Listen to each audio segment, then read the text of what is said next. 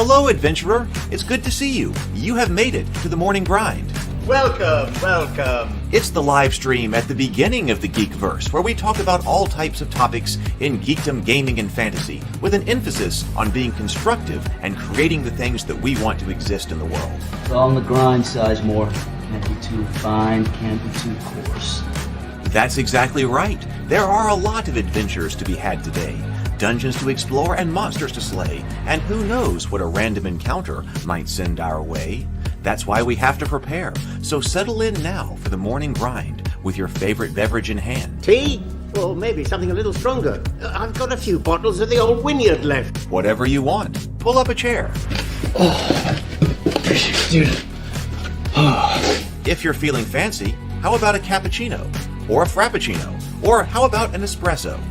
Just tea, thank you. Sounds good to me, Gandalf. Whatever you want. I'm just glad you're here. Everyone is welcome. You can just watch if you want. You don't have to worship anything you don't want to worship. Thank you, Mike. But be forewarned. Sometimes we get really strange characters around here.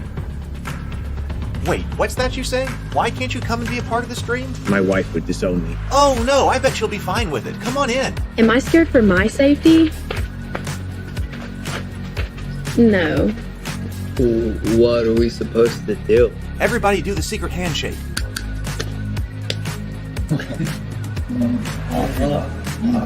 Secret cultist handshake. Oh, now do wizards who love each other. This, my friend, is a science. I still don't have gills, but it's fine. It's all on the grind, son. Can't be too fine, can't be too coarse. Dude, this would be a sick place to bring the band. Indeed it would be, Dave. It really would. I'm seeing more people coming in. Welcome. Glad to have you here. Oh, look, here's someone new. Is this the cultist meetup? Yes it is. Come to hang out? Please accept me. I have nothing else. Okay, we accept you. Everyone's welcome here. Brought some snacks. Well, that makes things even better. You want some coffee? I don't drink coffee. You sure? It's cultist coffee. What makes it cultist coffee? I'm a cultist and I'm drinking it. Oh. Then I'll have some. What exactly is going on here? I'm seeing more people coming in. Welcome. It's so great to have you. Oh, and look, here comes another stranger. Can we help you? Yes, fellow cultists.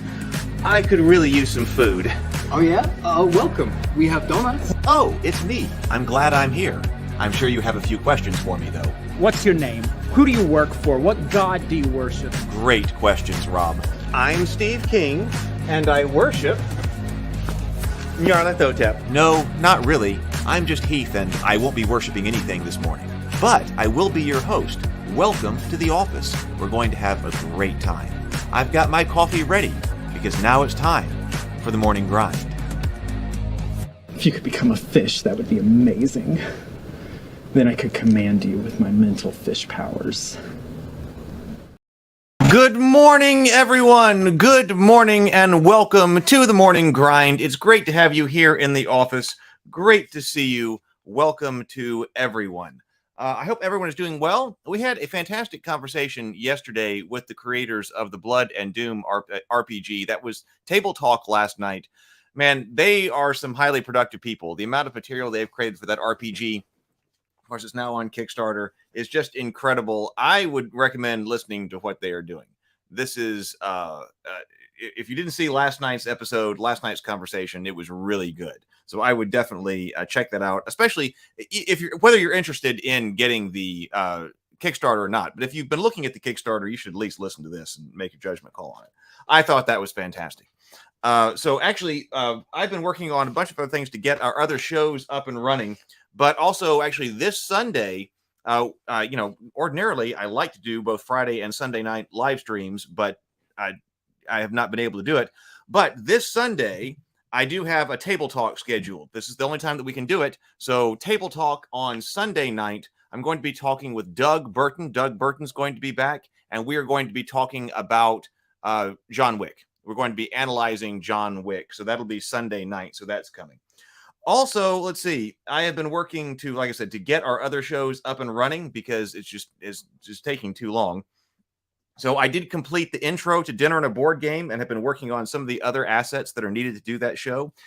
One of the issues, though, is I don't have my grill footage. You know, I said that I had created a single person grill and I shot all of the footage and stuff like that. And so about creating the grill and then cooking a steak on it and stuff like that. And I had all the raw footage. And I was like, hey, if I edit that, that'll be perfect to go for Dinner and a Board Game. I can't find any of the footage. So I was spent time trying to find the footage, can't find it. So, oh, well, I guess we'll just have to move on. But, I had another thought, though. I was like, with the theme that everything in life is moving here to the office and this particular desk right here. So we'll shoot Dinner and a Board Game here. Probably if we do Hero Quest solo playing first, I don't think I have enough room. In fact, I'm like 99% sure that I don't have enough room to bring in the 3D board here into the office. But I bet that I could play with just the standard Hero Quest board. We'll have painted miniatures, but I can do that. And then you know what? We might be able to cook over here on the other side. Like do some canteen cookery or something like that. Because if it's solo board gaming, then it should also be like solo, like cooking for one, right? I don't know. We're going to try. Kind of excited about that. I had that idea this morning. So I'm going to experiment with that. So I'm going to do a few more experiments, a few more assets to create with that. I got a few more things I got to finish. And then I'm going to run some tests in here for the new version of Dinner and a Board Game that'll be live. And then we'll schedule a time and we'll get going. Probably be next week before that gets going. I also was creating the intro for Friday Night Dice because I want to do a live streaming show, a role-playing live streaming show. And now that one's going to be harder to coordinate because it requires coordinating more people. So that's the issue. I've been trying to, if you haven't noticed, coordinate most of my live streamings that I don't have to coordinate with a lot of people. Just getting, one other person for tabletop can be enough. But I do want to do some role playing online. So I've got the Friday Night Dice. I think Friday Night Dice is a good name for it. So I made up the intro for that. I was watching. The reason that I was getting into more of the satanic panic kind of stuff is because I thought, hey, maybe I could draw from some kind of news reports or things like that or as part of the intro. And there was a lot of that I had never watched before and was unaware of. Turns out that didn't quite fit with that intro, but I did make, so that got removed, but I'm thinking about doing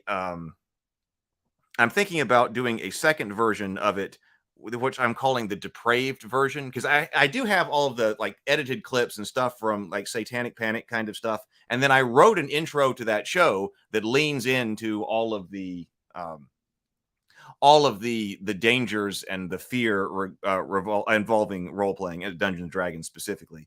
And I wrote that, so I might have to cut that together as an alternate version of the opening sometime. So that's going on. Those two, I'm trying to bring that online, so maybe this is finally happening. So today we are going to be taking a look at Incantris. I got the physical copy right here, and then I also have a digital copy of the rules to look at. This is the second game that my brother and I produced. This is a World of Magic, a game of skill. It is Incantris, a game of wizardly combat right here. So this is, there are still a few boxes left on ravenkeep.net. So we're going to be taking a look at that today. Let's see who we got here. Good morning, James Bacon. James is here. Good morning, James. Andrew and Zero Theory. Good morning. Zero the Blade is also here. Oh, I went back and I watched Mark Tassin's design vlog last night. Design vlog on Cool Name RPG. I think I was hearing you over there, and I think you came in last night and said you were over there watching his design blog. It's a really fascinating thing to watch because he seems like in some cases he's come up with some of the kinds of things that I was thinking about for Faded Edge. So lots of people hit on some same kinds of ideas. So I want to get into that further. Oh, Shub Nagoroth, greater than Yarlath Otep. Hey, Jay, it is so good to see you. I saw you in the stream last night. It was good to see you. Absolutely. Jay, welcome. Welcome back. It is great to have you. A Dutch oven? Maybe. Could be. Could do Dutch oven. I was thinking about a canteen setup. So might do a canteen setup. Zero Theory says, from what I remember about Satanic Panic was it was really perpetuated on daytime talk and church communities the hardest. Yeah, could be. I don't remember it myself, but when I was watching some of these news reports on it, I think I would use some of these news reports as a lesson in how not to think. Like some of the interviews and things that are being done, you want to talk about the opposite of scientific thinking. Those people are employing the opposite of scientific thinking about what this, like, or correlation. It's not even, you would say correlation is not causation, right? Except for it's even worse than that, because there's not even a correlation. They just see a pattern in a few things, or a few things that happened with something else, and then they built all of that. It was enlightening. Maybe we look at some of those on like a table talk, or if I return to the wind down, do that. Satanic panic has roots that go back further than the 80s. It's a manifestation of an unfortunate aspect of human psychology. Well, actually, I think you could talk about that too. That I see a lot of the same things talked about over and a lot of the same things are talked about over and over and over and over and over again. In fact, I was watching something else on violence and video gaming. This was maybe a week ago or something like that. The exact same conversations happen again and exactly. It's exactly. The same conversations happen again and again and again. They just keep coming up the same thing, starting with a conclusion and looking for the evidence, or something happens to someone. Okay, and because any type of any one event or something like that could be anything. I mean, weird stuff happens. People do weird things, but then somebody gets really fixated on, oh my God, this happened in this case, and it may have been associated with this, and then just goes off the deep end. Okay, well, let's go over here to the morning messages, and then we'll start taking a look at Incantris. All right, let's go.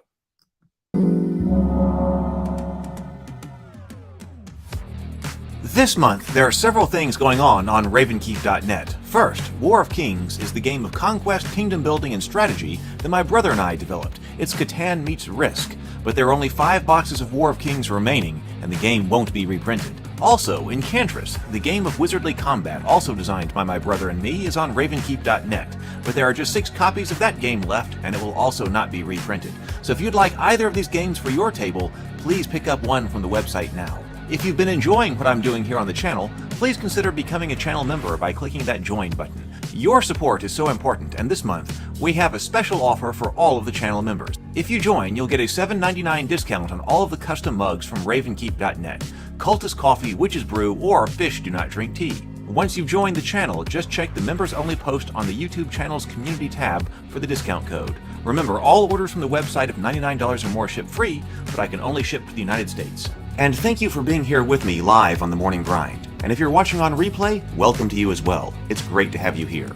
If you're enjoying the Morning Grind, please click the like button and subscribe to the channel if you're not already. It will really help the channel grow, and I would be very thankful. We also have the Ravenkeep Discord server you can join if you would like to be a part of the community.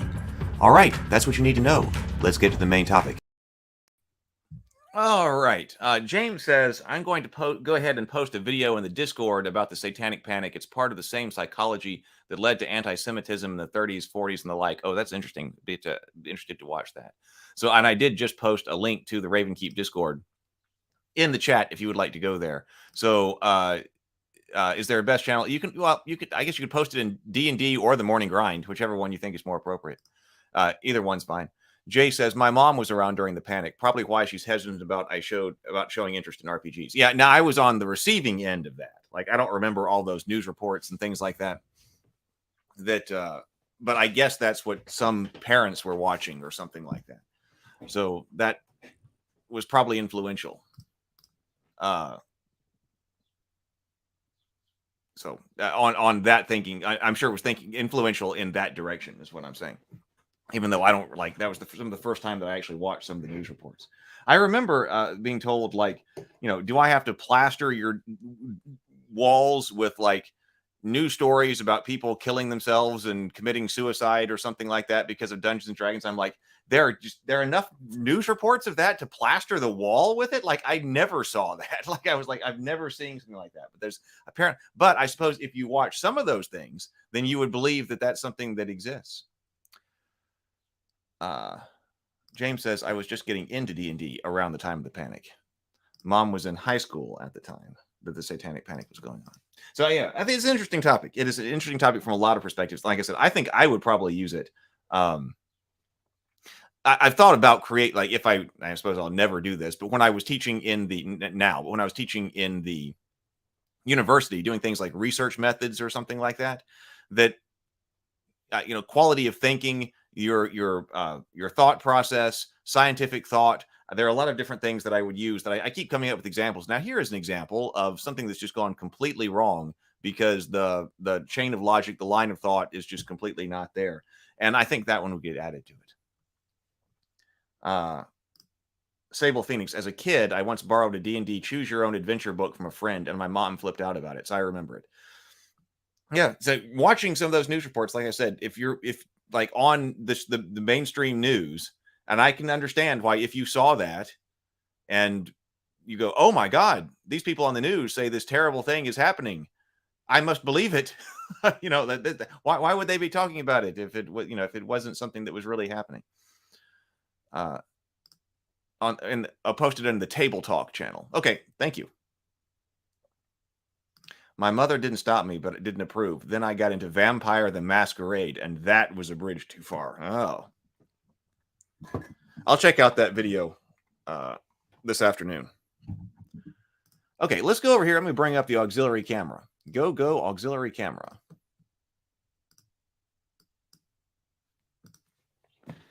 So here we got it. So this is Incantris. This was the second board game that my brother and I developed. And this was the second game that he and I brought to Kickstarter.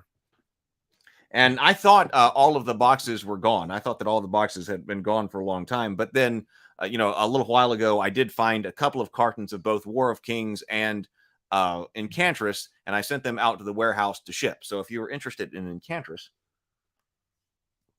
there are a very few of them that are available on ravenkeep.net.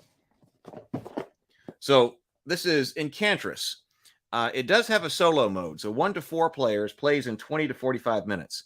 Incantris is a board game of magical combat set in the kingdom of Aldramir. Each player controls a team of 3 wizards, each with unique spells and abilities. Rain down fiery meteors with the sorceress, call upon the bear spirit to unleash destruction with the shaman, strike from afar with the shadow weaver, or pummel foes with the druid's tempest. Decide how best to use these abilities to defeat the other players and become the champion of Aldramir. We wanted to create kind of like a skirmish game, but with wizards.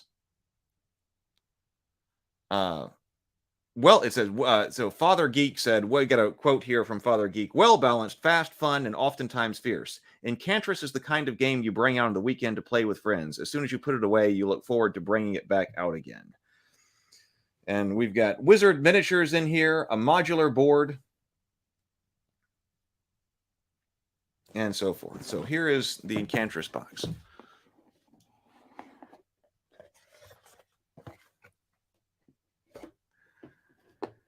So, all right. So this box has already been opened. Like, it's not because the shrink wrap is busted. But this is a good example because it also hasn't been punched out yet. So we've got. Oh, is the rule book in here? Maybe the reason it was open because the rule book's not in here. But I got a PDF version of it. So, all right. So we got a rule book here, of course. But then also we've got lots of stand-ups. So we created stand-ups for the battlefield. Okay, let me move this light.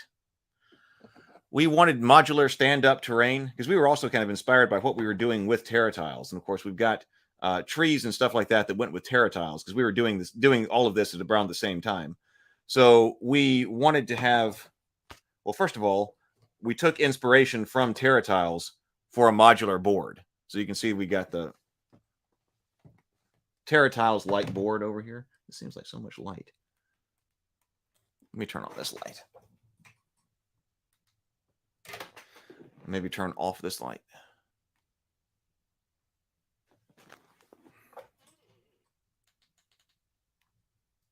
Maybe that helps.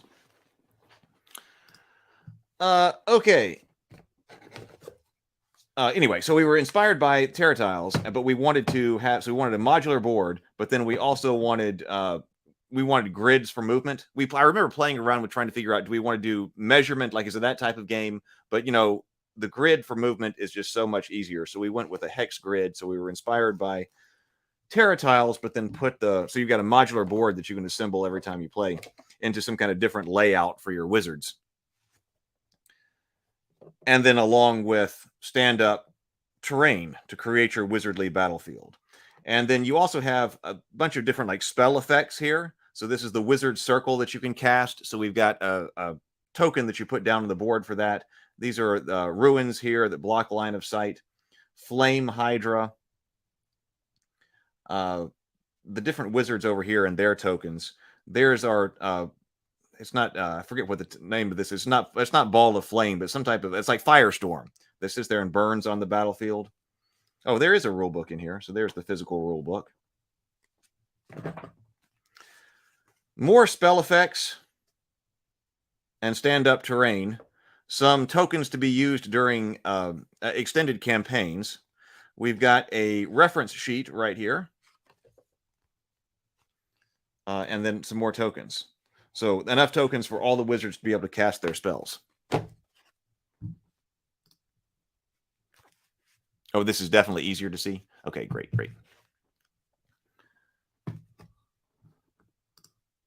Yeah, I do too. So our artist here, let's see. I saw that on the back, and I should have called that out.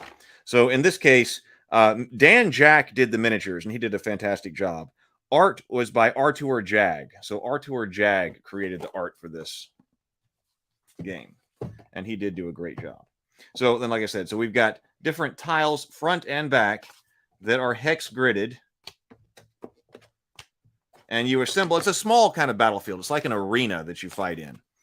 So it's a small kind of battlefield, but there's lots of different tiles here, so you can have different variations.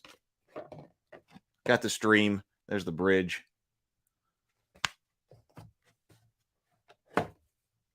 Stream. Coastline. That you assemble.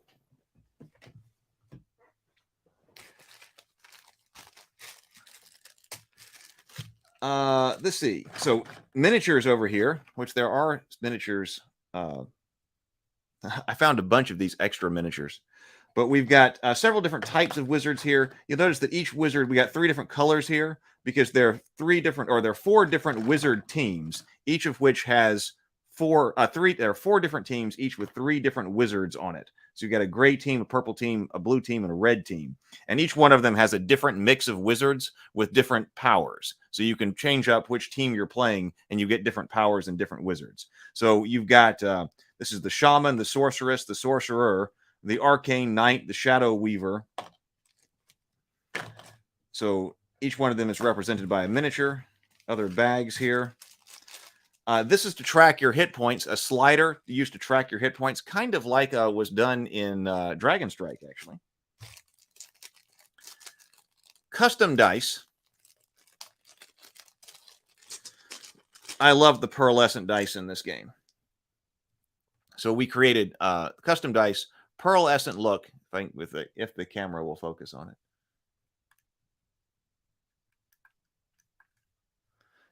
Pearlescent dice. We've got 2 different symbols. We've got a wand symbol, what we call the wand symbol, and the ward symbol. And so that's what's going to be used for combat. When you're casting, you're attacking, you're trying to roll wands. And then when you're trying to defend, you're trying to roll wards. And then different spells that you're going to be attacking with have different number of dice that you roll. And then in order to defend yourself, it depends on what type of magical energy is being cast at you and how well you defend against that magical energy. So we'll take a look at that when we go to the rule book here in just a second. But I'm really proud of those custom dice. We knew we were able to do custom dice because we did custom dice for War of Kings, and so it was just natural to return to custom dice here. Jay says, colored plastic for minis is underrated. Too many companies use plain gray. Yeah, and this is it's intended to be very gameable, right? And I talk about that quite a bit, especially even when I'm painting miniatures. I'm like, what's the purpose here? Well, the purpose could be I'm trying to create a work of art, and I'm trying to do this major diorama. But on the other hand, especially lately, when I'm trying to paint it or I'm trying to do something with it, it's like, well, what's the purpose of it? The purpose of this is to actually be a game piece. And so we also use that type of philosophy when designing. You know what? I just drank and I realized we haven't done our sip yet. So we should do that. All right. Everybody got your favorite beverage? I've got my beverage. I got water this morning. Need to be drinking more water. So I've got water. Let's take 10 seconds to focus on our breath. So let's drink two deep and deep inhales twice, complete exhale, and then sip.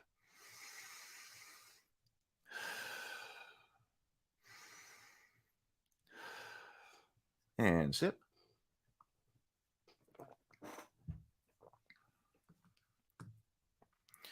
Sable Phoenix says, this already looks cool even before we get to the rules. How many copies are left? There are like 6 copies left. They're like 6. There are like five copies of War of Kings and 6 copies of Incantris, something like that, over there on Ravenkeep.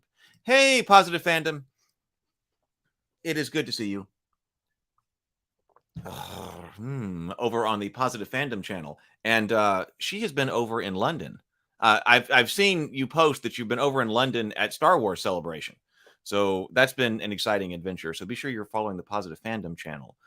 She is bringing firsthand experience from London and the Star Wars Celebration. So, all right. So then we've got a board for every type of wizard. I'm going to go ahead and open these up. Every team has 3 wizards, and every wizard has a board that explains its powers, because we didn't want you to have to reference the rule book a lot. We wanted to have everything kind of in front of you in like a dashboard way to play. So you can see that each one of these, we got the gray wizards, we got the purple wizards, we got the blue wizards, and we got the red wizards right here. So on a board, see this right over here are your hit points.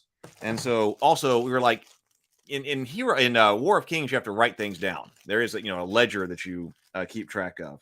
But we were like, can we not have that with Incantris? And an issue with that was, well, now you got to record your hit points somehow. And we're like, we really don't want to have you write something down just to have hit points for your wizards. So since we have these boards anyway, we put the clips in here so that when you are playing, you can put it however you want to put it, like put it over it or put it under it or however. But that way you can mark your hit points for each individual wizard and you don't have to write anything down.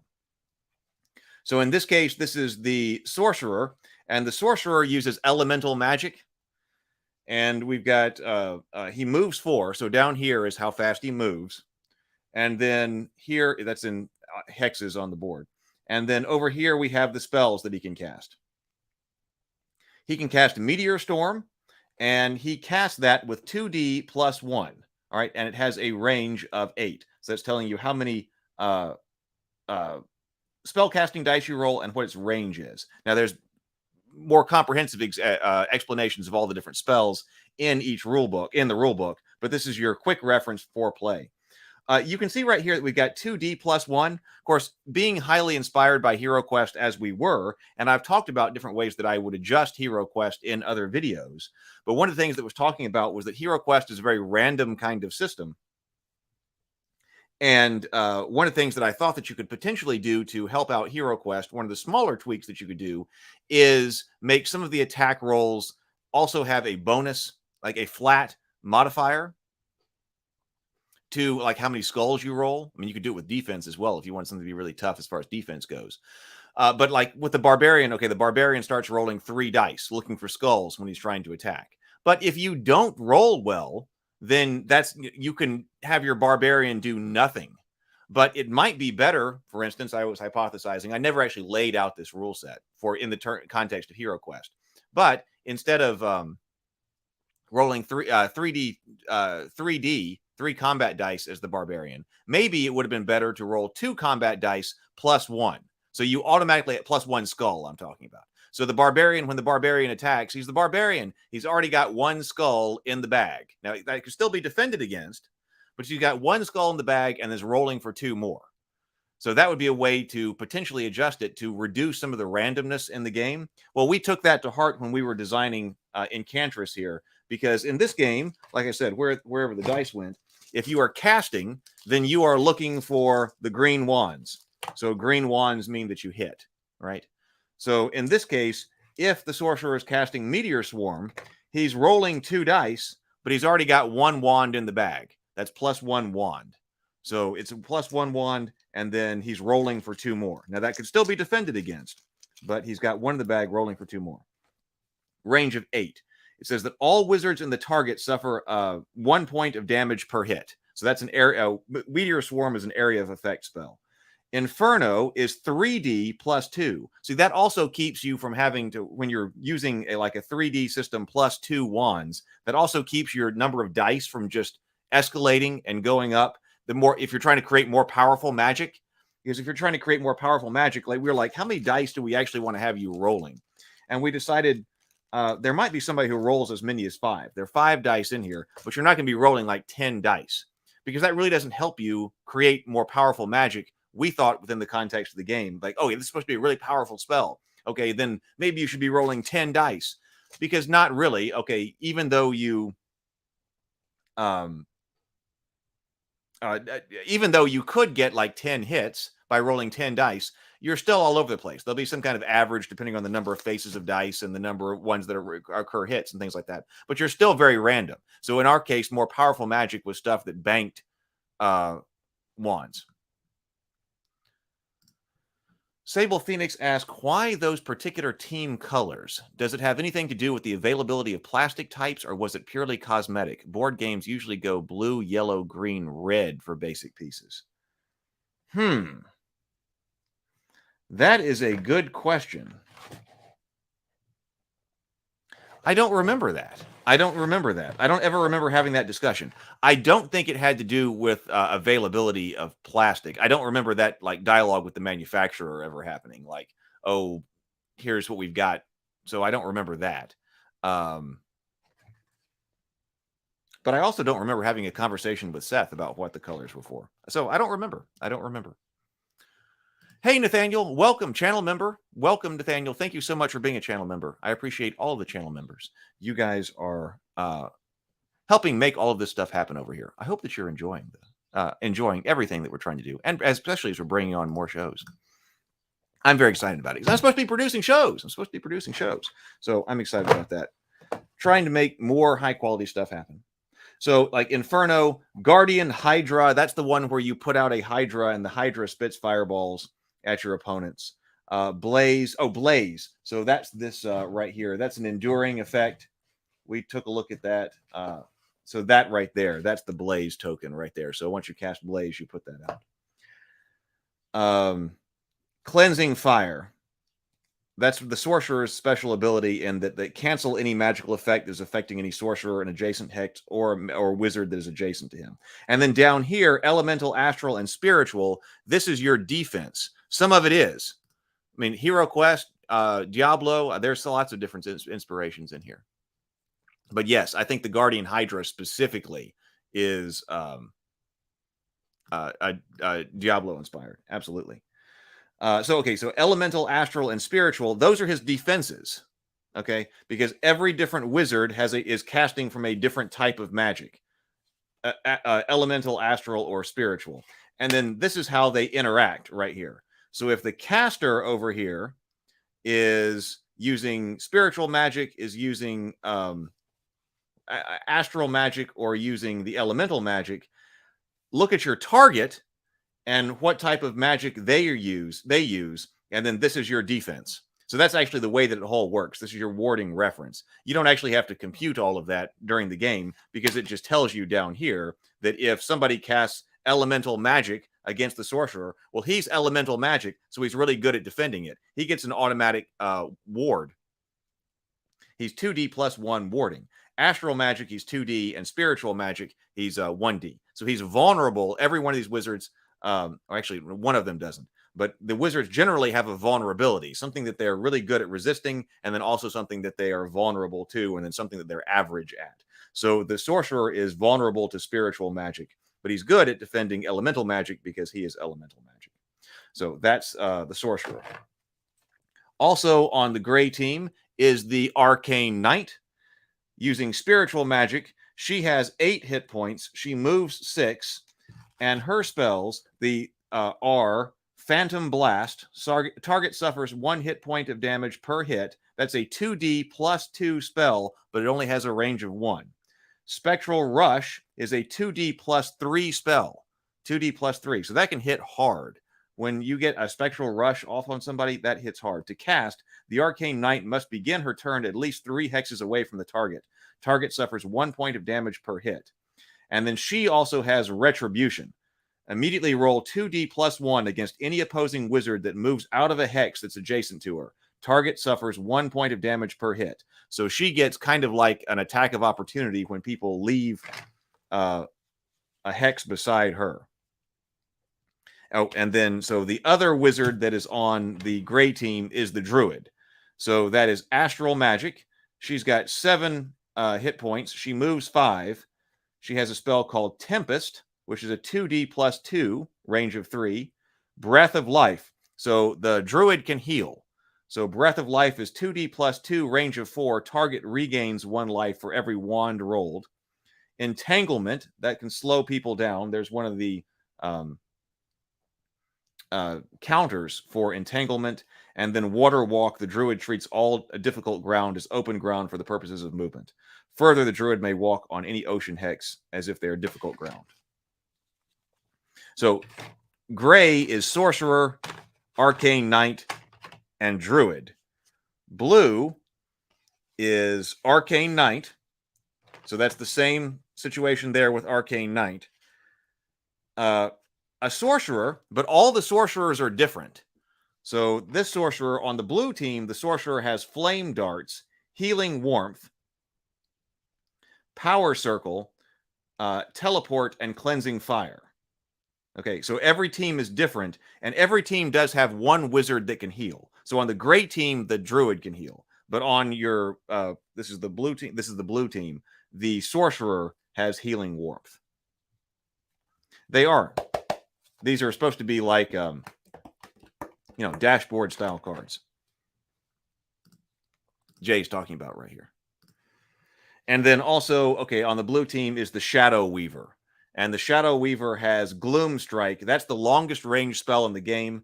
Gloom Strike is a 2D plus 1, but range of 12. Bane, when at least 1 hit is inflicted, the target wards against all spells by rolling only 1D. Bane is a persistent spell. Fog Wall. Place the Fog Wall on the board. The Fog Wall cannot be moved through by wizards on opposing teams and blocks their line of sight.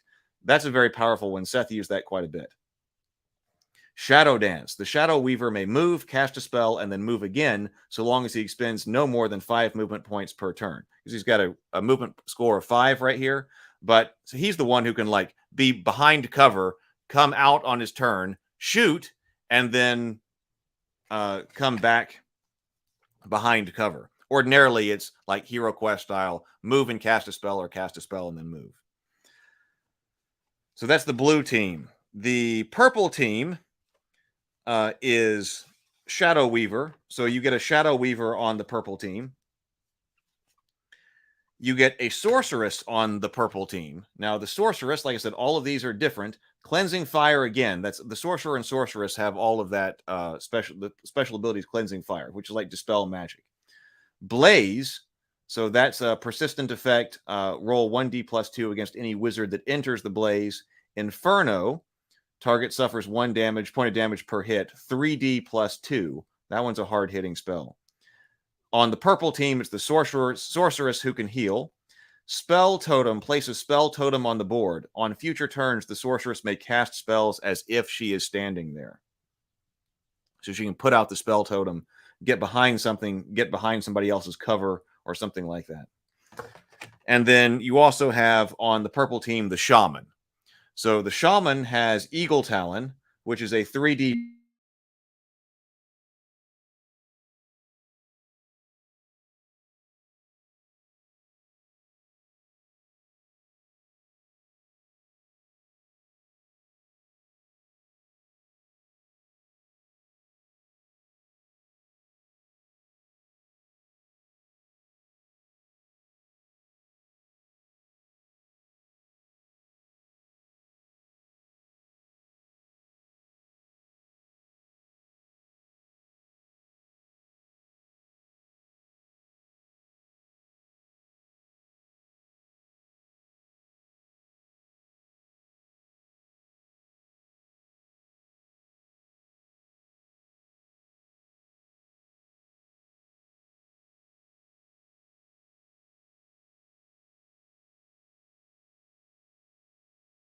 Can you still hear me?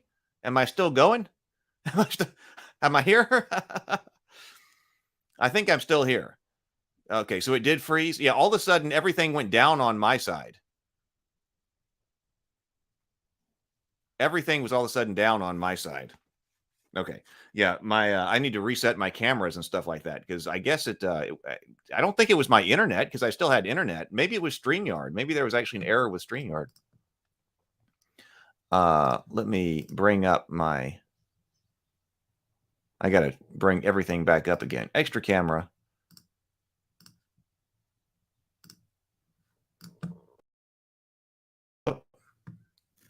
Okay, so just a small snafu. So Sable Phoenix says, that's an interesting choice to make it asymmetrical teams. That's pretty unusual for a game like this. That was actually one of our original design goals. We wanted to do that from the very beginning, was to make sure that they were asymmetric teams so that you could play and then go, okay, now I want to play again. You may want to play your own team again to better figure out the strategy of your team and how it works and how the different wizards work together. But then also you may want to take a different team and you get a different number of wizards and different powers. So no team is the same because even though you might mix up like Shadow Weaver and Arcane Knight and Druid and stuff like that, and the Sorcerer and the Sorceresses are all different on each team. So that, yes, that was an original design goal of the game. See, Shaman also has bear presence. Wizards from opposing teams must immediately stop upon entering a hex adjacent to a shaman. The wizard who begins his or her turn adjacent to a shaman may not move directly into another hex adjacent to him. So he's area control. Both the Arcane Knight and the Shaman have an area control element. Wait, a different number? So some teams have 3 and some... No. Did I misspeak? All teams have 3 wizards. All teams have 3 wizards. So then the red team, if you're playing red, red has Druid, Shaman, and then Sorceress. And her spells are Flame Darts, Teleport, Guardian Hydra, Scorching Chain. And then also has the Dispel Magic ability. So that is that. That's what's inside the box. I'm going to bring up the... I got to reload the PDF.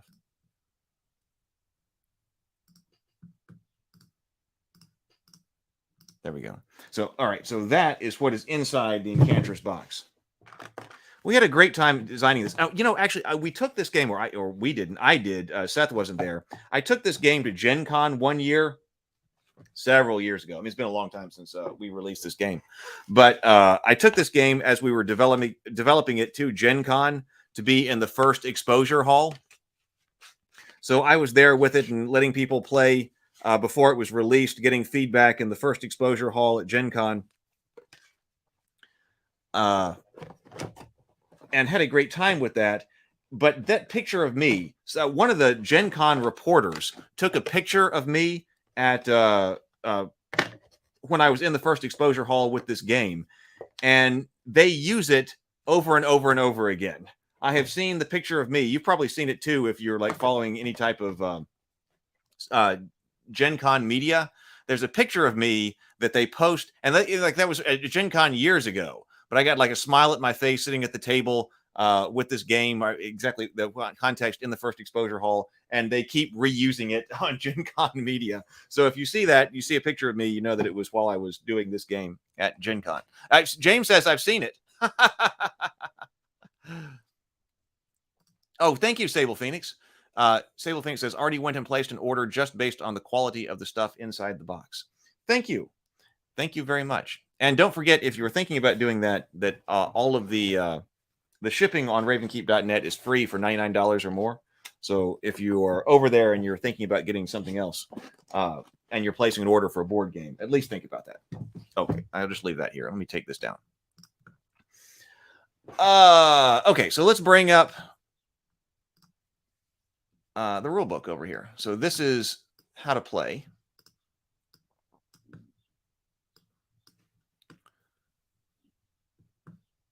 Oh, wait.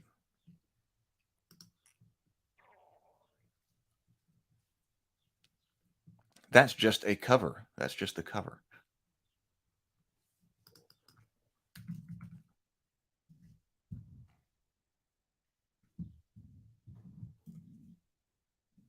Let me see if I can find it.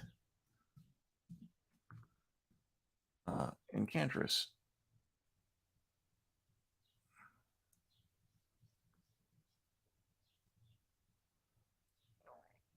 Oh, okay, right here. I would say we can go physically because I got a physical one too. But here we go. Here is the rule book.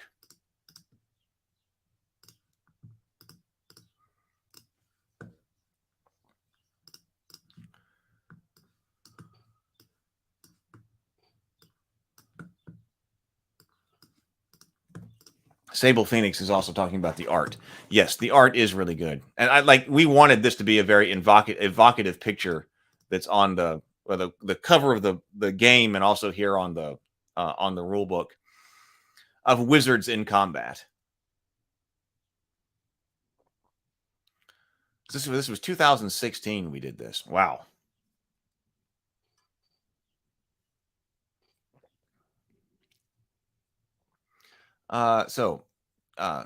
That says this is an earlier version because there is a solo play. We added a solo play, I believe, on Kickstarter. Our play testers and components. Okay. So Incantris is a game of magical combat set in the kingdom Aldramir. Each player controls a team of 3 wizards, each with unique spells and abilities. Rain down fiery meteors with the sorceress, call upon the bear spirit to unleash destruction with the shaman, strike from afar with the shadow weaver, or pummel foes with the druid's tempest. Decide how best to use these abilities to defeat the other players and become the champion of Aldramir. So a pretty basic setup. So, by the way, that important note, throughout this rulebook, the term wizard is used to refer generically to the arcane knight, druid, shadow weaver, shaman, sorcerer, or sorceress and sorcerer. So when we're talking about wizards doing something, we're just talking about your generic characters over here. So selecting your team. So we did talk about that over here. I forgot. Each team of wizards has different spells and magical abilities that make playing them a unique experience. Red, the shaman controls movement of his foes with bear presence, while the druid slows enemies and heals her friends. The sorceress delivers vicious area of effect magic, while her hydra wreaks havoc. Blue, this well-balanced team features the arcane knight who dominates at close range, while the shadow weaver strikes from afar. The sorcerer supports them and enhances their spells. Purple, the shadow weaver and shaman control movement on the battlefield with bear presence and fog wall. The sorceress can use her spell totem to harass the enemy while keeping herself safe from harm. And then gray, the arcane knight and druid are a fearsome close quarters duo. The sorcerer must anticipate when to use his guardian hydra and blaze for maximum effect on the battle. Sable Phoenix says, so why couldn't you get this into our friendly local gaming stores? If I'd seen this on the shelf someplace, I might have gotten one already, especially if they had a playable open box there. Why? Like, I'm not sure if it were 1 or 2 places. I mean, it may have gotten into a few, but it was never into distribution. We never. So I'm still working on this side of things. Like, we never. My brother and I were never really able to get our games into distribution. One of the issues with that is that so we may have, now we may not have had a big list, but we may have been able to sell direct to a few gaming stores. So that's why I'm saying I can't say that it's not in some. But and in fact, War of Kings and Incantris were both at what is the name of the store? Not Forever 21. No, the line that's owned by Books A Million. Books A Million owns well,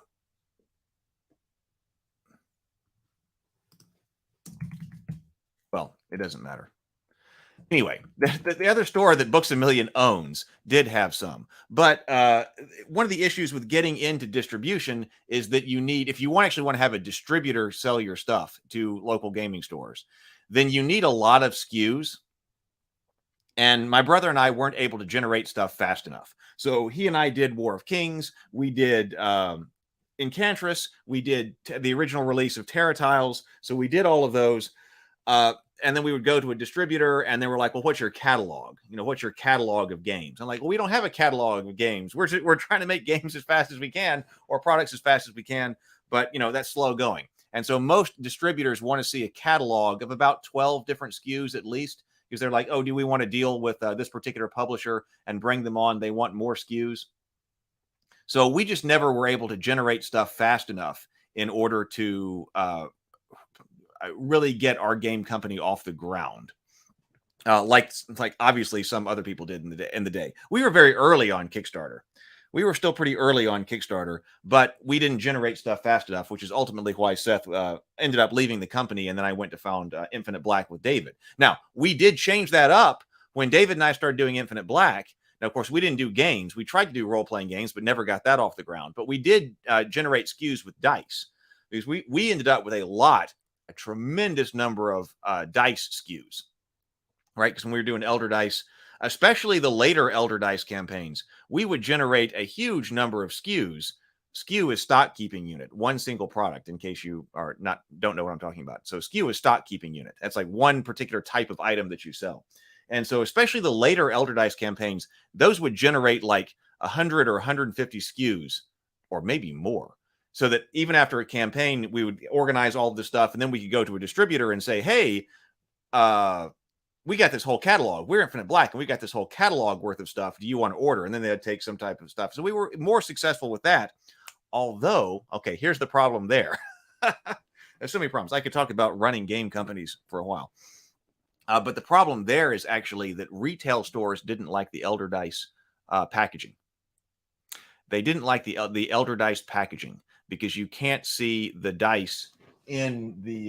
do I have an unopened Elder Dice box up here? No, I don't feel like getting one. But the Elder Dice, they're packaged just fine for something like Kickstarter. When you're on Kickstarter, you're backing it and then do all of this, and then we get them out to backers, and they're packaged really nicely because, like, here is the Elder Dice, an Elder Dice box that's been opened. But they're all also nice and small, so you can fit a lot of these in a carton that's coming out from China.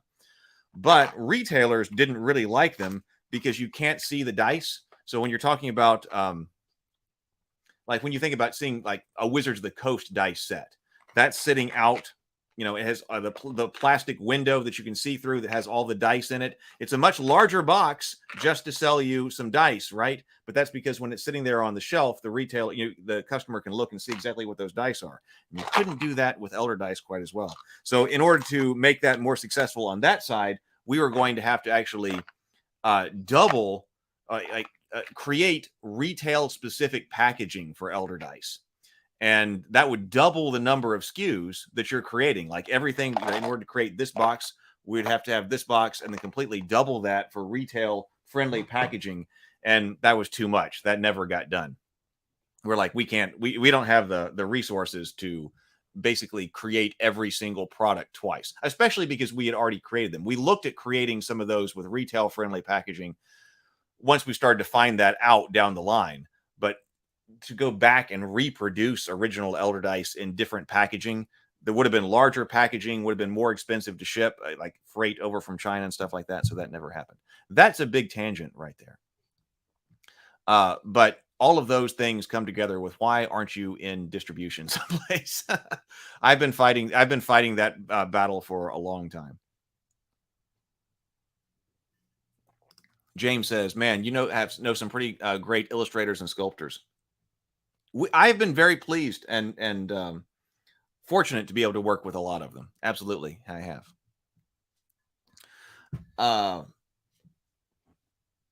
And there are a lot of talented people out there. Robert says mass production and distribution margins aren't great for smaller publishers. They aren't great in general, but yeah, especially when you're talking about smaller publishers here.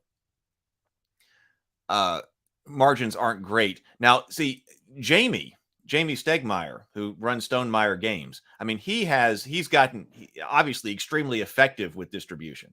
And it must be really fantastic for him. Because when you think about who are your customers? You know, the customers are the people who are actually giving you money, right? Well, the customers are giving you money. Who's now he used to run Kickstarter, but now who is giving him money? It's like 5 distributors. He only has like 5 customers now. All of Stonemaier Games only has 5 customers, 5 distributors. And he says, I'm coming out with this game. How many do you want? And so the distributors are the people who are actually giving him money. And then he sends them like pallets and pallets full worth of games, right? It's much more difficult to have thousands and thousands and thousands of customers, which is what you end up having if you're running like a Kickstarter campaign. Like we were dealing with at Infinite Black. Of course, you say, hey, that's a problem that I really wish that I would have. Yeah, like we did have campaigns with over 10,000 people on them, right? So, but that, then you are individually managing 10,000 people. And that itself is an administrative load.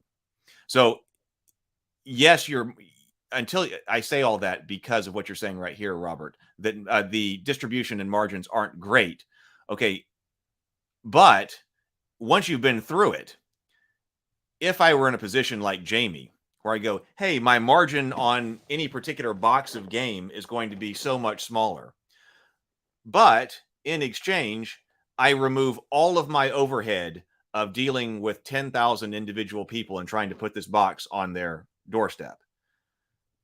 Because all of that administration and all of that time and all that overhead is costing money too. Okay, you get more per game, I suppose, if you do it that way. I mean, you would get a higher margin per game, but then you also have a lot more work to do. So it eats it up on that side. So if somebody said, so if I were in a situation like Jamie, where it's like, all right, a smaller margin per game, but you're going to move tens of thousands of units, and you're only going to have to deal with 5 customers that you are on like a personal relationship with. So, hey, if they're a little bit late, the distributor doesn't care. Like, oh, something's caught in customs. Just email them and tell them it'll be that's a really good situation to be in. Thank you. I'm really proud of what we did with Infinite Black and all of that. I wish we had been able to fulfill our original purpose of developing the IPs and the worlds, which is what I am working on over here now with Ravenkeep. But man, we did some amazing things with Elder Dice. Okay. Yes. All right, let's go back over here. So that was our basics of the wizards here. Selecting your team.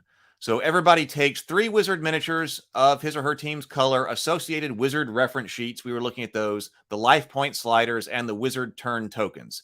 Players should also take any associated spell effect tokens that belong to their wizard. If less than 4 players are playing, set aside the wizard miniatures and reference sheets for the unselected teams. Clip the life point sliders to each wizard sheet so they cover the highest value along the left side of the sheet. This indicates the wizard is at full life. Place the white casting dice within easy reach of all players. Choose the game scenario. Incantris can be played according to 4 different scenarios. Players should mutually agree on one of the following. Battle Royale. Players fight one another. The last player to have at least 1 wizard in the arena wins. Crystal Sap. Players try to sap energy from their crystals while keeping other players from doing the same. The first player to sap all of their crystals is the winner. We played that one quite a bit because you're defending the other player's crystals. You have to go and get your crystals from the other player while keeping them from getting the crystals on your side. Capture the crystal. The first player to move a crystal positioned opposite the team's starting zone and off the arena through their starting zone is the winner. So this one is you're sapping the crystals of their energy. So you go over there and touch it, and then you got to touch all of yours. But on this one, you just have 1 crystal that's opposite your starting zone, and you got to send your wizards to go over there and get it and then bring it back to your side. Shifting arena. Similar to a battle royale, but players fight in an arena that shifts beneath their feet. The last player to have at least 1 wizard in the arena is the winner. So see scenarios, page 10 for more information. So then you construct the arena. Oh, Jay, later, Jay. Good to see you. Glad to have you here. Good to see you again as well. Construct the arena. The game board, called the arena, is constructed with tiles that have hexagonal grids overlaid for movement and spell casting. The size and shape of the arena depend on the number of players and the scenario being played. See Figure 2 on page 5 for arena setups. So here is going the other way, but here are your arena setups for 2 players, 3 players, 4 players, and then depending on what scenario you're playing right here, what it's going to look like when you set it up, and where your wizard starting zones are. The arena may be created using any tiles so long as they are arranged as shown in Figure 2. If the stream is used, it must flow off the arena in both directions. Incantris also comes with a variety of punch-out terrain that represents trees and ruins. These may be placed in the arena to create obstacles. See obstacles. Deploy wizards. Each player chooses a starting zone in the arena consisting of a half tile. These zones are indicated in Figure 2. Players simultaneously place all 3 of their wizards into any hexagons or hexes wholly within the starting zone. Only one player may deploy in a starting zone. Only one wizard may be placed in a single hex. So put out your wizards however you want inside your starting zone. Establish starting player by rolling dice, and then you're going to go around the table. So sequence of play. Incantris is played in a series of rounds. Each round is made up of turns played sequentially around the table. On a turn, a player may use only one of his or her wizards. The player selects a wizard to activate and flips the corresponding... wait a minute. Let me say that again. Each round is made up of turns played sequentially around the table. On a turn, a player may use one of his or her wizards. So you don't activate all of your wizards at a time. The player selects a wizard to activate and flips the corresponding turn token over to indicate the wizard has been activated on this round. Those were those circular tokens that have the wizard's picture on it. One side's in color, the other side's in black and white. That way, if you chose to activate a particular wizard, you can keep track of that by turning that turn token over. The active wizard may move and cast a spell, or may cast a spell and then move. Some wizards have magical abilities that may be used in lieu of casting a spell. Movement may not be split before and after spell casting. Note that the Shadow Weaver's Shadow Dance magical ability is an exception to this rule. A wizard may only cast a single spell per turn. If a player has wizards remaining, he or she must activate one on his or her turn, but movement, spell casting, and use of magical abilities are always optional. So a wizard always gets activated, but you don't actually have to move or cast a spell if you don't want to. But you're still going to activate the wizard. When the player has completed movement, spell casting, or using special abilities with the active wizard, play passes to the player on the left. That player chooses a wizard to activate using the same procedure. Play proceeds around the table in this way until every player has activated each wizard he or she has in the arena. A player may only activate one wizard per turn, and wizards may only be activated once per round.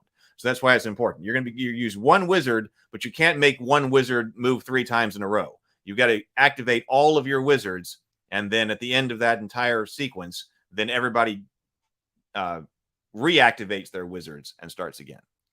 Yeah, once all wizards in the arena have been activated, a round is complete. The turn tokens are flipped back to the portrait side, and the sequence begins again. Importantly, as the game progresses and wizards are killed, players must skip turns at the end of the round if they have fewer living wizards than other players. So your wizards don't speed up just because some of them are dying, right? So they can't move faster just because some of them are dying. Turn tokens are not flipped back over until every living wizard in the arena has been activated, not just the player's own. Hey, Patrick. Patrick Fitzpatrick is here. Good morning. It is great to see you. Welcome. Movement and terrain. Wizards have a number of movement points as shown in the bottom of their character illustration in a hexagon on their reference board. The wizard reference board on page 13 the wizard reference board on page 13 for an overview of the reference boards. This is the maximum number of movement points a wizard may spend during a turn, although he or she is free to expend fewer or none. Wizards expend movement points to move across the arena. Generally, it costs 1 movement point to move from the hex the wizard is adjacent to an adjacent hex. The hexes occupied by wizards of opposing teams are impassable. Kind of like Hero Quest, heroes cannot move through monsters. Monsters cannot move through heroes. You cannot move through wizards of opposing teams. But wizards may freely move through the hexes occupied by wizards of their team. But 2 wizards may never occupy the same hex at the end of movement. Wizards may not enter, pass through, or stop in partial hexes. Movement points always return to full at the start of the wizard's turn. Movement points return to full at the start of the wizard's turn. Hexes in the arena are either open ground, stream, or ocean. Open ground. A wizard must expend 1 movement point to enter open ground. The stream, as we saw, a wizard must expend 2 movement points to enter a stream hex. If a wizard does not have at least 2 movement points remaining, he or she cannot enter the hex. However, it only costs 1 movement point to move from a stream hex into an open ground hex. Any hex that is more than 50% water is a stream hex. The stream's bridge is open ground. Neither the stream nor the bridge block line of sight. And then finally, we have the ocean here. Wizards may not enter, pass through, or otherwise occupy ocean hexes. The druid is an exception. Ocean hexes do not block line of sight. Any hex that's more than 50% water along the rocky coastline is an ocean hex.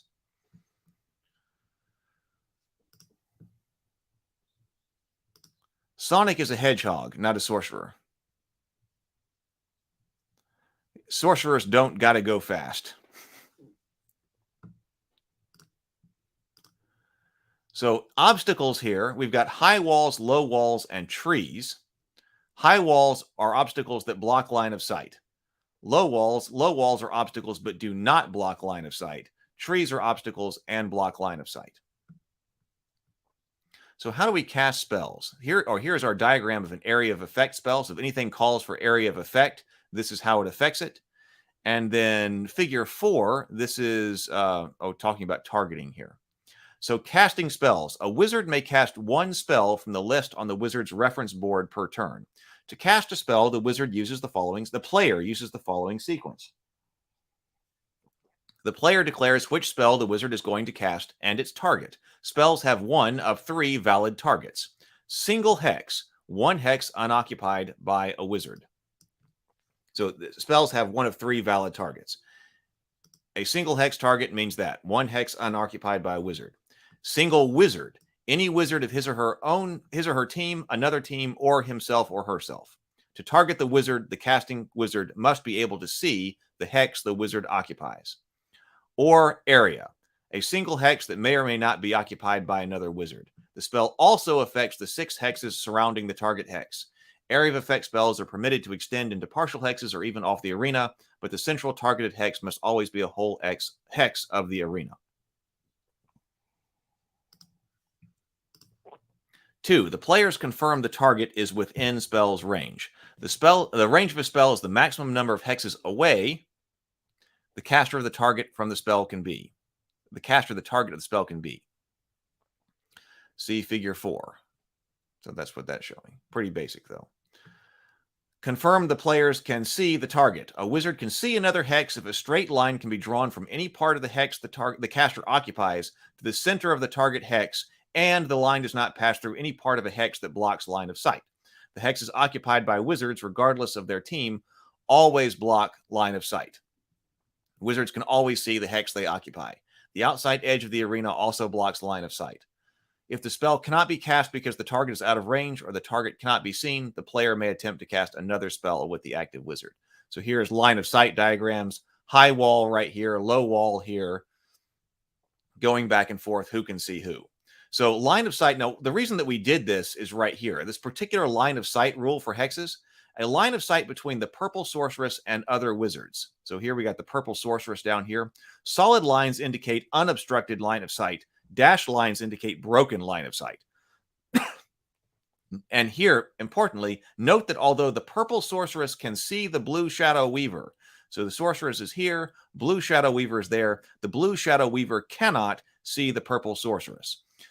That's why we did this. So you can be hiding behind a tree because you can draw your line of sight from any part of your hex to the center of the opponent's hex. So she's hiding behind this tree, but can still cast spells out to the shadow weaver. But there's no way for the shadow weaver to see her back from that position.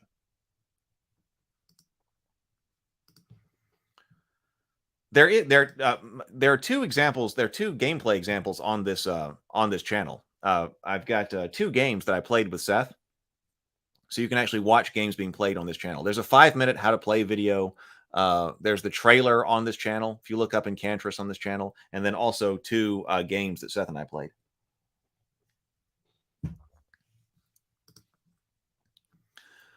Okay, so we just saw line of sight. So the player rolls any required casting dice for the spell. If the spell has a dice notation such as 2d + 1 under its casting dice, Then the player must roll casting dice to successfully cast the spell. The number of casting dice the player rolls indicated by the number preceding the D in the notation. So 1D means roll 1 casting die. 2D means roll 2 casting dice. If the spell has auto under its casting dice, then no roll is required, and the player immediately carries out the spell effects. When rolling to cast a spell, the player tries to roll as many green wards as possible. See Figure 6 for an illustration of the symbols of the casting dice. So green wands, purple wards. When rolling to cast a spell, the player tries to roll as many green wands as possible, right? Some spells grant automatic wands that need not be rolled for. These automatic wands are recorded in the spell's casting dice notation by a plus and the number of automatic wands granted. For example, 2D plus 1 means roll 2 casting dice, the total number of wands rolled, total the number of wands rolled, and add 1 to that number. Then, if the spell targets a wizard on an opposing team, the wizard may ward against its effects. To ward, the player checks the power source of the wizard who cast the spell as recorded on the wizard reference board. The player rolls the number of casting dice indicated under the target wizard's ward against that power source and tries to roll as many purple ward symbols as possible. That's what I was talking about, that every wizard has particular resistances and vulnerabilities to different types of magic. Some wizards have automatic wards when warding against certain power sources, using the plus notation as well. Each ward rolled on the casting die negates or wards one wand rolled when casting. The total number of its hits scored on the target is equal to the number of wands rolled minus the number of wands rolled. Most direct damage spells inflict 1 point of damage on the target wizard for each hit scored. Other spells affect the target wizard if at least 1 hit was scored. So the strategy of spellcasting. Each wizard has different strengths and vulnerabilities when warding against magic from different power sources. The sorceress and sorcerer ward best against elemental spells. The shaman and arcane knight ward best against spirit spells. Conversely, the shaman and arcane knight are most vulnerable to elemental spells and the sorceress and sorcerer. Likewise, sorcerers and sorceresses are most vulnerable to spirit magic. The Shadow Weaver and the Druid ward moderately well against all types of magic, and other wizards ward moderately well against their astral spells. Players should consider which wizard will be the most vulnerable to their spells when they cast them and choose their target. Hey, Mike, good to see you. Thank you for this reminder. Yeah, if you are here, please do. We have 16 people watching, actually, as a matter of fact, right now. So everybody, welcome to everyone at the Morning Grind. Please do hit the thumbs up button. And subscribe if you have found your way here, whether or not you are watching live or if you find us on replay, that would be great. Please do like and subscribe to subscribe to the channel, and I'll also go ahead and post the Ravenkeep Discord link one more time.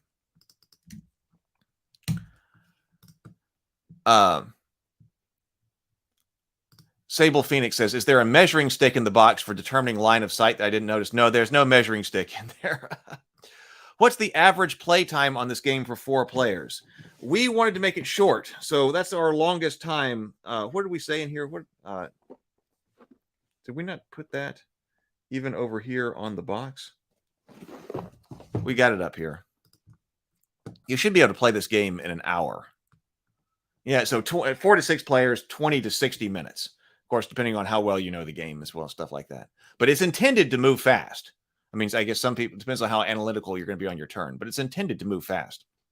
I said, you can see Seth and I play it.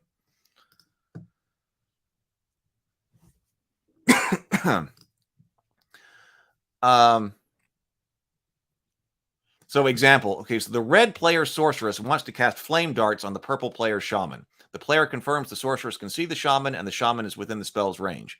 To cast the spell, the player who controls the sorceress rolls 1d plus 2. The player rolls a ward symbol. Flame darts allow her to add 2 wands to the number she rolled for a total of 2 wands against the shaman. The player who controls the shaman then wards against the spell.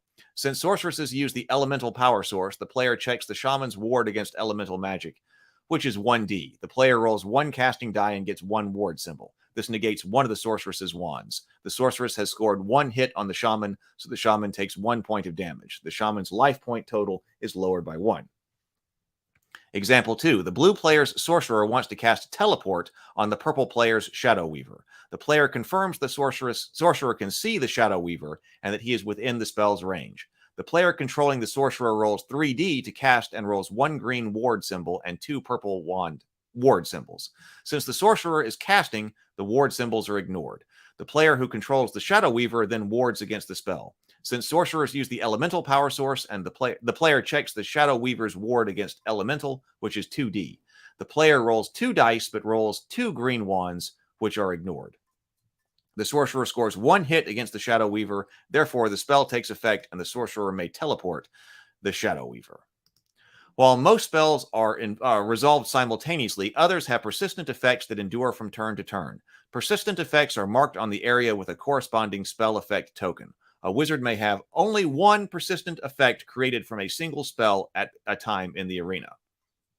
A wizard is free to recast the spell, but if successfully cast again, its spell token is moved from the previous position to the new position. That's like the blaze or something like that that's going on. It's left on the board. You can cast it again, but you can't just fill the board up with blazes. You got to move your blaze. The spell's effect are not duplicated. If the wizard attempts to cast the spell again but fails, the first instance of the spell effect remains on the board. A wizard may cancel one of his or her own persistent spells on his or her turn in addition to moving and casting a spell. This may be done at any point during the wizard's turn, even after the wizard has moved and cast a spell. So if you want to take down one of your own spells, like maybe it's being used against you or something like that, you can do that. Each wizard has a magical ability as shown in gold on the wizard reference boards. That's why that was a different color. That last one was a different color heading. Some of these are passive abilities the wizard may take advantage of anytime during his or her turn, such as the druid's water walk and the Shadow Weaver's shadow dance. Other times it may be used instead of casting a spell, such as cleansing fire. Others allow the wizard to act on turns or influence the movement of other wizards. Consult the wizard reference board and the spells and ability reference section for more. So whenever a wizard suffers points of damage, lose that. Once the life point totals are considered public information and must be accurately disclosed to other players at their request. When a wizard reaches 0 life points, you can't hide. You can't hide the status of your wizards. When a wizard reaches 0, they're out of there. Winning the game depends on which particular scenario you're playing. And then we describe the scenarios in more detail right here. Crystal Sap, capture the crystal. Shifting arena. This describes how you move the arena in a shifting arena game. Here is a quick reference on the wizard reference boards, but we basically looked at the wizard reference boards when we were unboxing them. So wizard type, power source, casting dice, spell range, spell name, brief description of the spell, life tracker. Oh, Brett says, I'll watch the playthrough on your channel. Seems fun. Thank you. I think it was fun, first of all, to play, and then second of all, they were fun to edit together. It's been a long time since I've done that. Let's see. Playing through a campaign, we do have a way here to keep track of if your wizard team is doing particularly well, to kind of level them up by giving them a few extra things as they go along. The crystal coin, use this coin anytime after rolling the casting dice. So the way this works is that a player receives an experience star token if you're playing a campaign game. If you want to play a series of games against one person, and you want to do it kind of as a campaign, a player receives an experience star token for his team every time one of the player wizards kills another player wizard. In the sap crystal scenario, the player also receives an experience star token for each crystal on the wizard his or her team saps.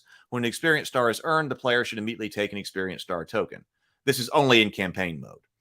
But then the players may spend experience star tokens to purchase equipment for the team's wizards between games, or may save their experience stars to make purchases later. Importantly, experience stars are assigned to teams, but the individual purchases with them are assigned to individual wizards.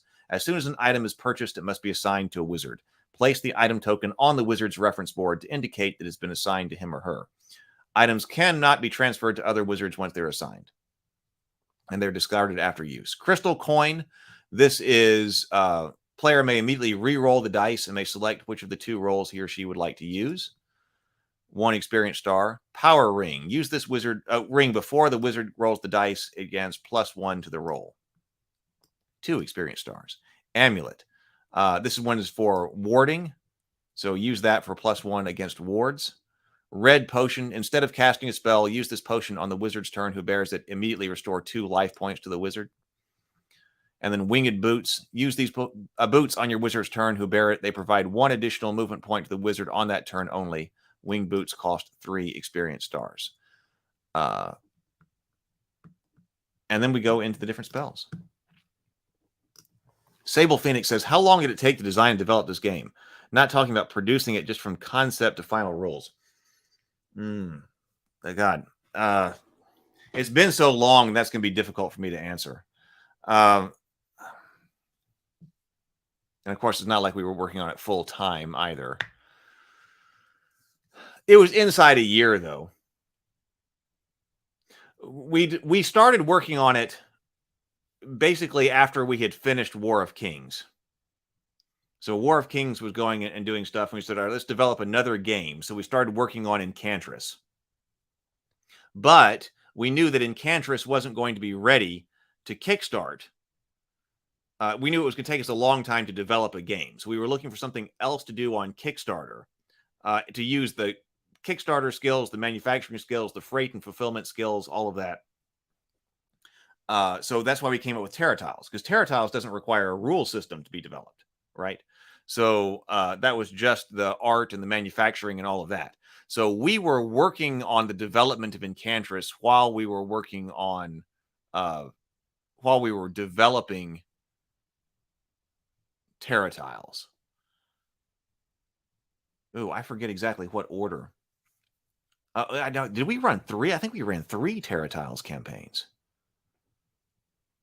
Yeah, before we ran Incantris. So he and I did War of Kings, then 3 Terra Tiles campaigns, and then Incantris.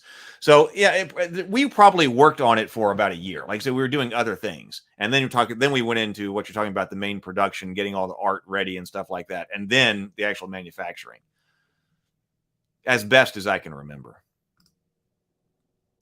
So this is all the different spells here. So, for instance, Bane. Range of 6, target single wizard, casting dice 3D. If the caster scores at least 1 hit on the target's warding rolls against all power sources drop by 1d. So that's like cursing somebody, because your defenses drop.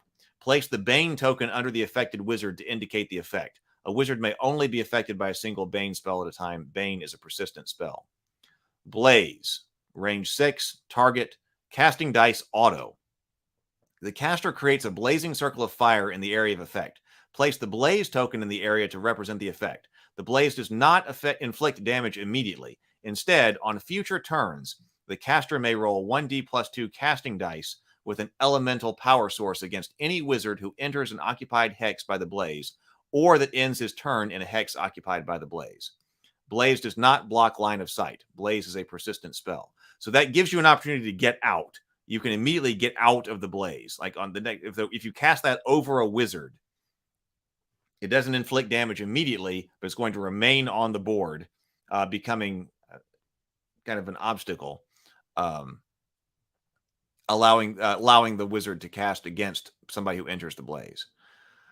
And importantly, it's a hex occupied by a blaze. Now you can trap people in it, because the center hex, if you cast this on somebody, then they're going to have to move out. But you cast against them as soon as they move to a new hex that's occupied by blaze. So if you center it on somebody, you know they're going to take damage as they're trying to get out. They're going to take damage at least once. Bear presence, magical ability. Wizards from opposing teams must immediately stop and end their movement for the turn upon entering the hex adjacent to the shaman. A wizard who begins his or her turn adjacent to the shaman may not move directly into a hex adjacent to him. That's the area control. Breath of Life, range 4. The target regains 1 point of life for each wand rolled. Life points cannot exceed the wizard's starting number. Cleansing Fire, magical ability. The sorcerer and sorceress may cancel any persistent magical effect affecting her in the hex she occupies, in an adjacent hex, or affecting a wizard adjacent to him or her. So this is like dispel magic. So you can dispel magic in the hex she occupies, in an adjacent hex, or affecting a wizard adjacent to him or her. This may be used before or after movement. If you do that, you can't cast a spell, though. Eagle Talon, 3d plus 2. It's a hard-hitting spell, but only has a range of 1. Target suffers 1 point of damage per hit. Entanglement, that's part of the druid. 6, it's a 3D. If at least one hit is scored against the target's movement points are reduced to only 2 per turn. Place the entanglement token under the affected wizard to indicate he or she is entangled. Can only be entangled once. Fog Wall is great for battlefield control. Range 6, up to 2 adjacent hexes. That's what its token looks like. A caster conjures a wall of fog no more than 2 adjacent hexes long on the arena. Wizards on opposing teams may not move through the wall, and it blocks their line of sight. But it doesn't block yours. A fog wall may be seen and may be placed in open ground or on a stream that is not occupied by the wizard. The Shadow Weaver and other wizards of his team may move through the fog wall, but no wizard may ever occupy the fog wall's hex for any reason. Flame darts. 8, range of 8, 1d plus 2. Target suffers 1 point of damage per hit. Gloom Strike. That's the Shadow Weaver's long distance spell. So that one's got a range of 12, and it's 2d plus 1. 1 point of damage per hit. Here's Guardian Hydra, range 8. The caster places a Hydra in the target hex. The hex must be unoccupied, open ground, or stream hex. Hydras may not be placed in the ocean. On the caster's subsequent turns, the Hydra casts flame darts with an elemental power source, but with 2d plus 1 casting dice. So on the caster's subsequent turns, the Hydra casts flame darts with an elemental power source, but with 2d plus 1 casting dice. Hydra's block line of sight, cannot move, are indestructible and impassable. If the sorcerer or sorceress is killed, it remains as an obstacle. That one's powerful because it does get the sorcerer or sorceress who casts it basically another attack. So they're giving up one turn in order to cast the spell and get the Hydra out there. But then after the Hydra is out there, the Hydra can continue to attack. Healing Warmth. Target regains 1 life point for each wand rolled. That's a 1d plus 2. Inferno, that's 3d plus 2. That's a very hard-hitting spell. Only range 4, though. Target suffers 1 point of damage per hit. Media Swarm, that's an area spell. Range 8. Wizards suffer. Now, it's not enduring. It's an area effect, but it doesn't endure. That's the difference between it and Blaze. Meteor Swarm hits you immediately, but then it's not persistent. Blaze, you've got a chance to escape from, but is persistent on the battlefield. Wizards suffer 1 point of damage per hit. Roll casting dice separately against each wizard in the target area. All wizards' ward is normal. Phantom Blast, range 1, 2d plus 2. Target suffers 1 point of damage per hit. Power Circle, range 5. This is the one that we're talking about enhancing. This is on the blue team. You're talking about enhancing your other wizard's abilities that the sorcerer is supposed to do. Range 5, target auto, casting target area, casting dice auto, and you put out your circle here. All spells within the power circle that require the roll of casting dice receive an additional +1 to casting rolls. Place the power circle token on the arena to indicate its presence. Power circle does not block line of sight. It is a persistent spell. If the wizard who cast power circle dies, it remains on the board and continues to grant its bonus. Primal Reach. Target suffers 1 point of damage per hit. If the shaman inflicts at least 1 point of damage, then he may move the target 1 hex for each point of damage inflicted. The shaman may not move the target into any impassable hex. Streams may not slow down the target for the purpose of this movement. And there have been some, you can get some really cool combinations going here, because if somebody has cast, for instance, Blaze, then the shaman can attack somebody with Primal Reach and then throw them into the Blaze where they will take more damage, right? Or if somebody is standing on this power circle and you don't want them on the power circle anymore, then you can throw them off of the power circle. Retribution. The Arcane Knight uses this ability immediately and automatically whenever a wizard from opposing teams moves out. The Arcane Knight uses this ability immediately and automatically whenever a wizard from an opposing team moves out of an adjacent hex to her, even though it's not her turn. So this is like the attack of opportunity. The player who controls the Arcane Knight rolls 2d plus 1 spiritual attack against the target. Target wards as normal and suffers 1 point of damage per die. Anytime a wizard moves out of a hex adjacent to the Arcane Knight, Retribution is triggered. Therefore, Retribution may be triggered more than once per round. For instance, if a single wizard moves through multiple hexes adjacent to the Arcane Knight, the wizard would trigger the ability every time he or she left an adjacent hex. However, Retribution is not triggered when the Arcane Knight moves away from other wizards, nor is it triggered if a wizard leaves an adjacent hex to the Arcane Knight by means other than movement, such as by teleport or arcane reach, or primal reach. So if you got to get somebody away, you could teleport them away. Scorching Chain. Target suffers 1 point of damage per hit. If target loses at least 1 point of life, a fiery chain jumps to another wizard of the caster's choice. The chain may jump up to 3 hexes away from the target within line of sight of the damaged wizard. If it damages that wizard, the chain may jump to a third, etc. So you can keep hitting. You can hit multiple targets with the Scorching Chain as long as you keep hitting. Boom, boom, boom. Damage to this wizard. Scorching Chain jumps to another one, and so forth. The spell totem I talked about. The caster places a spell totem in an empty ground or stream hex. On future turns, the caster may cast spells from the totem's location as if he or she is standing in that hex. Place the spell totem on the arena to indicate its presence. Spell totem blocks line of sight and is persistent. So that one's good. The sorceress allows her to have line of sight from some other place on the battlefield. And 8's a pretty good range because then she can also run someplace else. The Shadow Dance. The Shadow Weaver may move, cast a spell, and then move again so long as he expends no more than 5 movement points in total on the turn. Spectral Rush. The Arcane Knight may only cast a spell if she began the turn at least 3 hexes away from the target. The target suffers 1 point of damage per hit. So that's charging in there. You can't do it once you're already there. But 2d plus 3, I mean, that is a hard-hitting spell. Teleport. The caster may move one target wizard up to 4 hexes from his or her current location in any direction if at least 1 hit is scored on the target. Target may not be teleported to an impassable hex, though he or she may be teleported through them. The sorceress does not need to see the hex in which the wizard is teleported. Teleport is automatically cast successfully on your own wizards. So you can teleport your own wizards, or you can teleport enemy wizards, but they have a chance to resist. Tempest is a range 3 spell. 2d plus 2 damage, and then Water Walk, that's allowing the druids to move over terrain.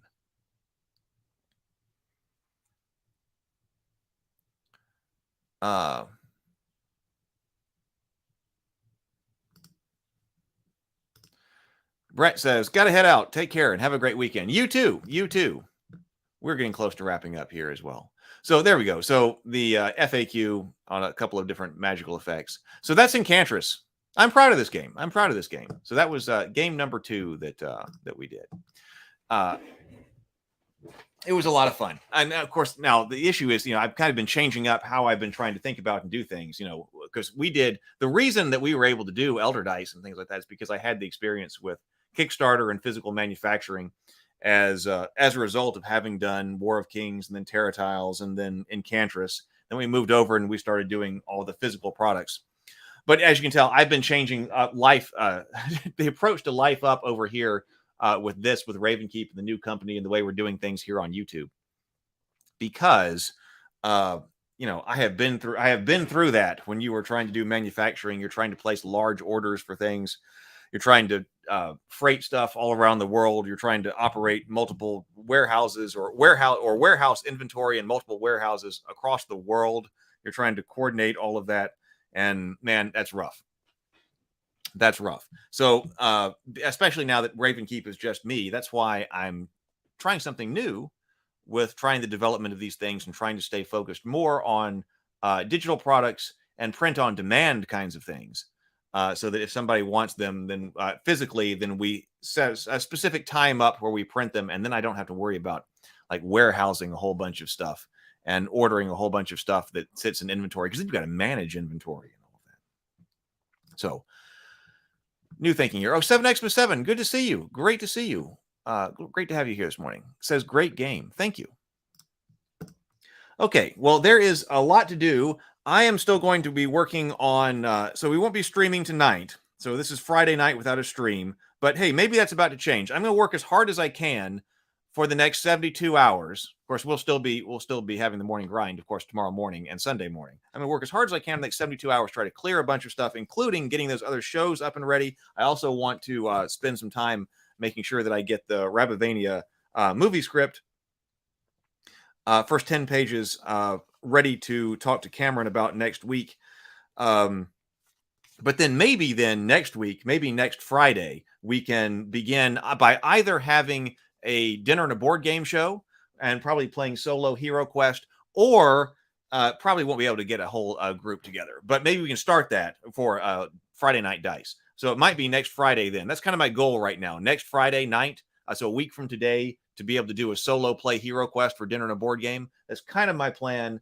And then maybe then later we can get some people together to play Friday Night Dice. I was thinking about that, and there's a lot of things that I would like to play. Like I was thinking, one of the things that we should do that I think would be fun is to play through some of the older stuff. Now I want to do my own campaigns as well, so we'll do Rabavania and Theophany maybe later eventually, or hopefully we will do them later, but they're not ready yet. But it would be fun to play through this.